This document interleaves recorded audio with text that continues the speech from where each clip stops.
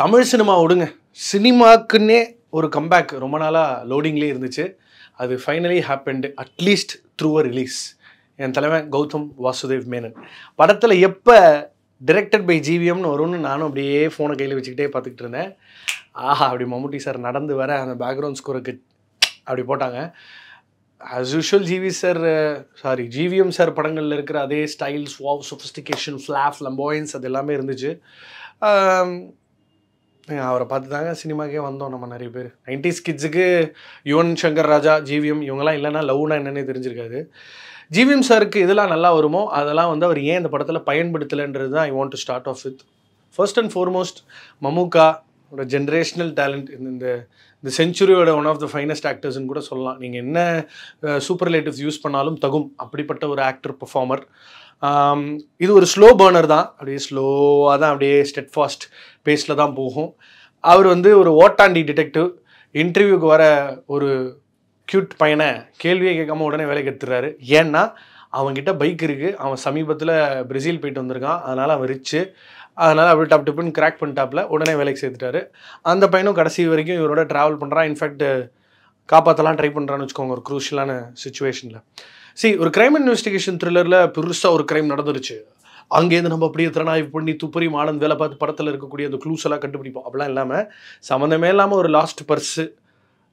மமு sir வந்து ஏற்கனவே அவரோட அந்த ஃப்ளாட்டில் அவரை எப்படா காலி பண்ணுவோன்னு எல்லாரும் காத்துட்ருக்காங்க டெனன்ஸு.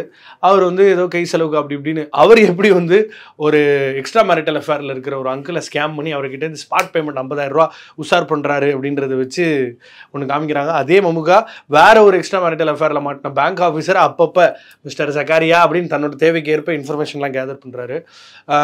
இன்டர்வல் சீக்வன்ஸில் ஒரு ஃபைட்டு அச்சு முச்சு பறக்க விடுவாருன்னு பார்த்தா டப்புன்னு இன்டர்மிஷன்ட்டாங்க. அப்போவே நினச்சேன் இது நம்ம தலைவன் ஜிவிஎம் ஸ்டைலில் எப்படி அடித்தாருன்னு வேற ஒரு சீனில் காட்டுவாங்கன்னு.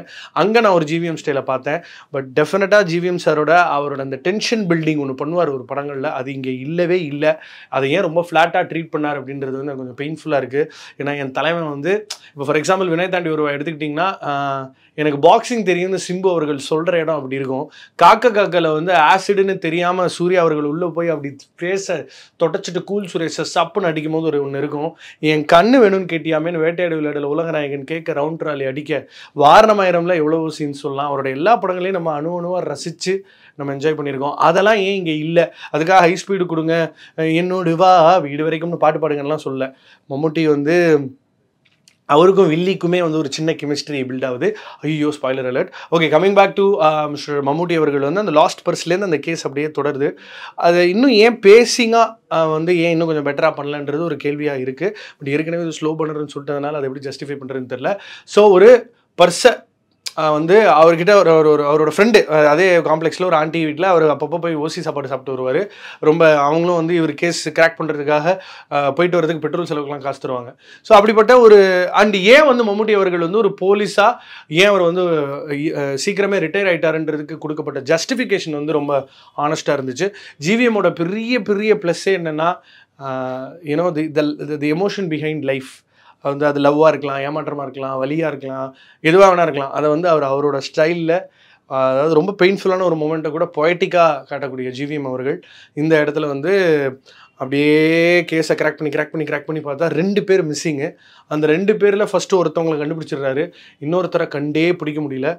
சின்ன விஷயங்கள் இந்த க்ளூஸ் தான். வினீத் அவர்கள் ஒரு டேட் December 31, 2021 அன்றைக்கி காணாம போனாங்க 2 பேரும். ஸோ அப்போ அவங்க 2 பேரும் கடைசியாக எங்கே தங்குனாங்க, யாரை பார்த்தா, எங்கே போனான்னு எல்லாத்தையும் அழகாக staging wise, camera wise, background score wise, darbuka what a delight. நிஜமாகவே ஹீ ஷுட் டூ மோர் ஃபிலிம்ஸுங்க. அவரோட பாடல்லையும் சரி, ஒரு பார்ட்டி சாங்காக இருக்கட்டும், மாண்டாஜ் சாங்காக இருக்கட்டும், பின்னணி இசையில். So one thing, it's a okay crime investigation thriller, that's all fine.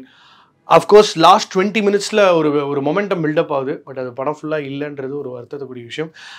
And இப்போ நம்ம I don't want to compare திட்டம் 2, பட் ஒரு சிமிலர் ட்விஸ்ட்டு தான் இங்கேயும் இருக்குது.